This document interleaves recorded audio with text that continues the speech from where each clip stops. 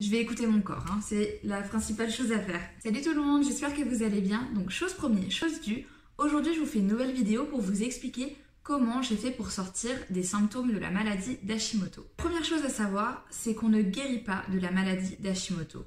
On gardera la maladie d'Hashimoto toute notre vie.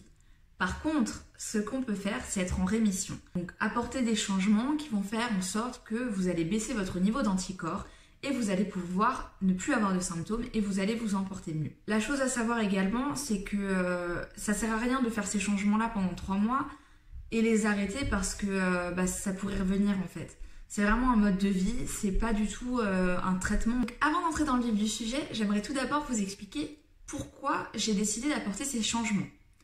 Ce qu'il faut savoir, c'est que j'habite en Allemagne et donc je sais pas du tout comment ça se passe en France. Mais moi, j'ai reçu mes résultats sanguins par la poste avec un courrier qui m'a dit « Vous avez une thyroïdite auto-immune, vous allez commencer par prendre de la L-thyroxine à 25 et si ça va pas mieux, on va augmenter à 50. » J'ai pas eu d'autres explications. Je suis allée sur Google et j'ai essayé de comprendre, d'analyser qu'est-ce que c'est que la TSH, qu'est-ce que c'est que la T3, la T4, pourquoi mes anticorps thyroïdiens sont aussi élevés. Et en plus, c'était en allemand, donc autant vous dire que j'étais super contente. Au final, j'en suis venue à la conclusion que j'avais la maladie d'Hashimoto. J'avais apporté des changements avant de diagnostiquer et je me sentais déjà un petit peu mieux. C'était pas non plus la joie, mais je me sentais un petit peu mieux. Donc je me suis dit, bon, c'est vraiment bizarre, tu vas commencer à faire des recherches par toi-même parce que, a priori, il y a des choses que tu as fait qui étaient bien. Tu ne sais pas pourquoi, mais en tout cas, ton corps allait mieux. Le but de cette vidéo, c'est de vous expliquer tous les changements que j'ai apportés, que ce soit avant ou après être diagnostiqué, pour pouvoir faire en sorte que ces symptômes vont partir. J'ai décidé d'organiser cette vidéo en 3 parties. Donc la partie soutien, la partie qui est liée au corps et la partie qui est liée au bien-être. On va commencer avec la partie soutien. Lors de ce processus de rémission, vous allez devoir vous sentir soutenu. La première forme de soutien que vous allez avoir, c'est vous. C'est la plus facile, c'est vous-même. Et c'est la plus importante. C'est vous-même pourquoi? Il n'y a que vous qui pouvez apporter ces changements. Il n'y a que vous qui pouvez comprendre les symptômes que vous allez avoir dans votre corps, qui allez pouvoir tout analyser. Vous êtes votre source de rémission. Vous allez vous poser, donc pas forcément maintenant, mais peut-être après cette vidéo, vous allez vous poser tout seul ou toute seule. Vous allez accepter que vous avez la maladie d'Hashimoto. Vous allez accepter de vous battre. Vous allez accepter de changer votre mode de vie. Vous allez accepter de passer par des phases difficiles. Ça peut être des crises de stress, des crises de larmes, ça va être tout. Mais ça va être des moments difficiles pour aller mieux. J'ai toujours ça avec moi. C'est mon bouquin, c'est mon carnet où je vais écrire des choses, où je vais écrire mes sensibilités à l'alimentation, où je vais écrire par exemple, si un jour je me suis sentie avec vraiment des migraines, si je me suis sentie avec des douleurs au ventre, si j'ai senti que j'avais la vision trouble, etc. Vous allez écrire des mots, je veux m'en sortir, je vais y arriver, et quand ça va pas aller, vous allez reprendre ce carnet et puis vous allez relire ces mots. Et ça va vous redonner un petit coup de boost en fait, un petit coup d'énergie. Notamment pour ceux qui sont dans un brouillard mental où vous allez arriver à des phases où vous allez oublier en fait. Vous allez avoir des pertes de mémoire, vous allez oublier, donc ça va être votre meilleur ami d'avoir toutes ces choses-là sous le coude. Donc ça peut être un carnet, ça peut être également un smartphone, enfin c'est vous qui choisissez la forme qui est le plus adaptée à vous. La deuxième forme de soutien, ça va être d'entourer d'un bon corps médical. Donc c'est-à-dire un bon endocrinologue et un naturopathe. Pourquoi un bon endocrinologue? C'est-à-dire quelqu'un qui est, si c'est possible, quelqu'un qui est spécialisé dans Hashimoto, qui va comprendre, qui va pouvoir déjà vous expliquer ce qu'il se passe dans votre corps, qui va aussi croire que c'est pas qu'en prenant des médicaments que vous allez pouvoir aller mieux, parce qu'il y a des très bons endocrinologues qui sont capables de vous dire qu'en faisant des changements alimentaires, vous allez aller mieux. Et puis un naturopathe, parce que les naturopathes, c'est des gens qui sont très humains, c'est des gens qui ont envie que vous allez mieux. Même si vous connaissez mieux votre corps que quiconque, un médecin, il connaîtra mieux son métier que vous. Et ça, il faut savoir l'accepter. La troisième source de soutien, c'est votre entourage. Donc, C'est-à-dire qu'en fait, il va falloir être capable d'expliquer à son entourage ce qu'il se passe.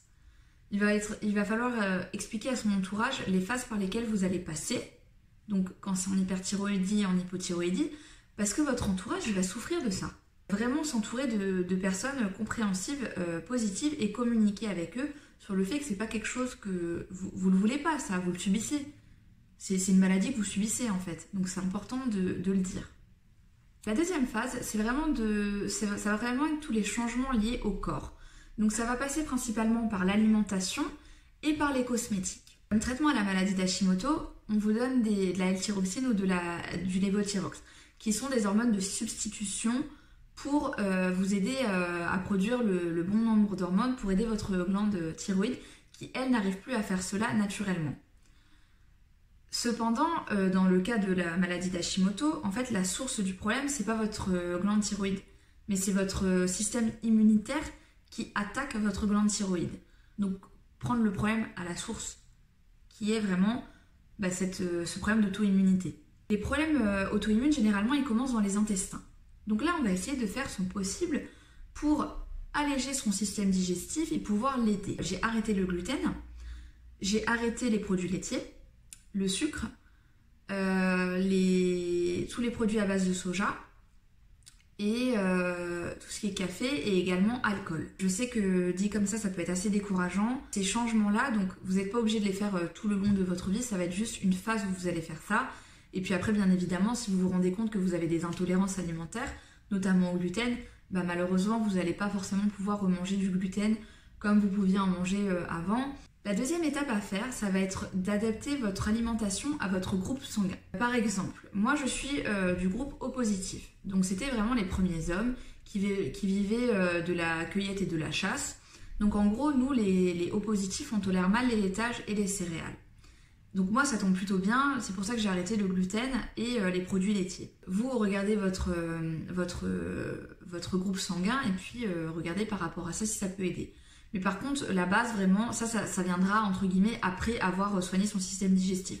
Mais pour le coup, commencez déjà par arrêter vraiment le gluten, les produits laitiers, etc. Enfin tout ce que j'ai mentionné au tout début. La deuxième étape, ça va être de se supplémenter en compléments alimentaires. Alors, je sais qu'il y a beaucoup de personnes qui disent t'as pas besoin de prendre des compléments alimentaires si tu te nourris bien. Et je suis d'accord avec ça. Le problème, en fait, c'est que si vous avez une maladie auto-immune, c'est que généralement, vous avez un problème dans votre système digestif, donc peut-être que vous assimilez pas non plus tous les bons nutriments.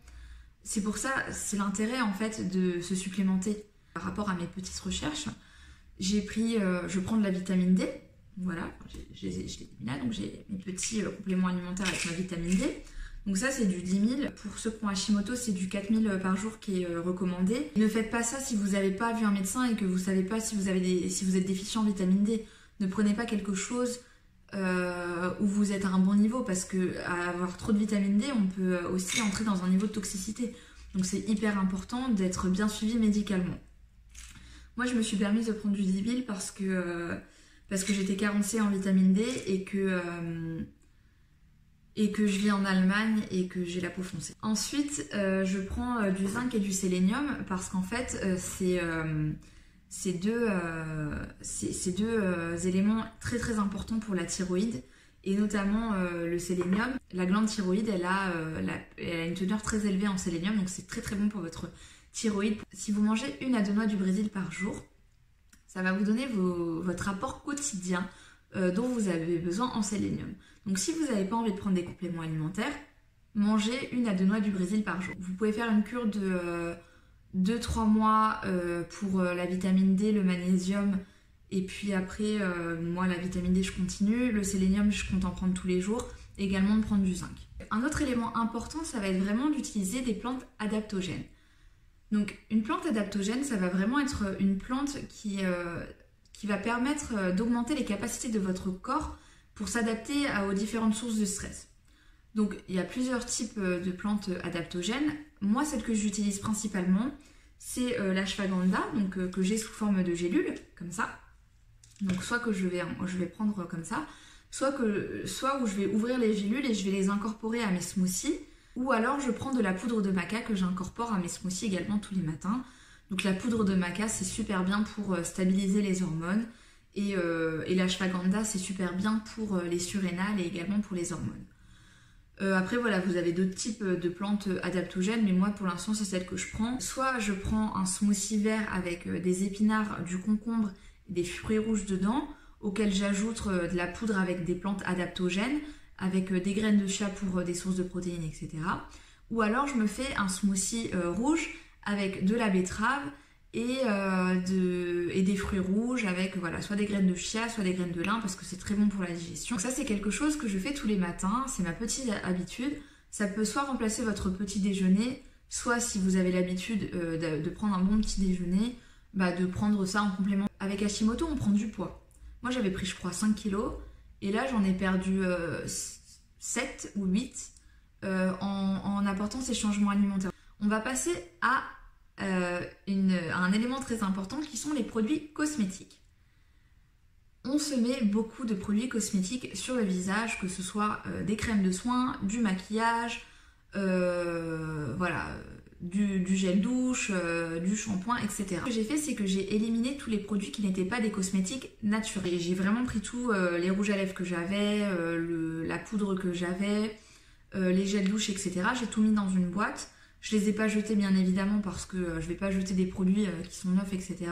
Je sais qu'il y a des personnes que ça dérange pas d'utiliser ce type de produit, donc moi j'ai regardé avec mes colocs, je leur ai expliqué les raisons pour lesquelles je faisais ça parce que j'avais envie de faire attention à mon corps, donc qu'elles n'avaient pas à utiliser ces produits si elles n'avaient pas non plus envie de faire du mal à leur corps, mais que je voulais pas les jeter avant d'être sûre qu'il y avait d'autres personnes qui voulaient ou pouvaient les utiliser. J'ai vraiment mis de côté tous ces produits-là.